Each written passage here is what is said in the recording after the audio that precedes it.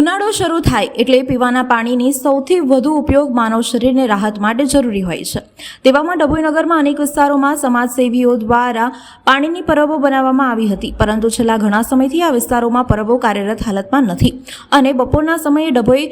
મુખ્ય બજારોમાં કે ડેપો વિસ્તારમાં જુદા જુદા વિસ્તારોમાં આવતા આસપાસના ગામોમાં લોકોના પીવાના પાણી માટે રૂપિયા ખર્ચી પાણી લેવું પડે છે। કેટલાક સામાજિક સંસ્થાઓએ આજે પણ સેવાભાવથી 2-4 વિસ્તારોમાં પાણીની સેવા ઊભી કરી છે, પણ એટલું પાણી લોકો માટે પર્યાપ્ત ન રહેતું હોય ત્યારે નગરમાં જુદા જુદા વિસ્તારો જેવા કે બજાર, એસટી ડેપો, શિનોર, 4 રસ્તા, રેલવે સ્ટેશન રોડ, કન્યાશાળા વિસ્તારમાં ડભોઈ નગરપાલિકા દ્વારા જુદા જુદા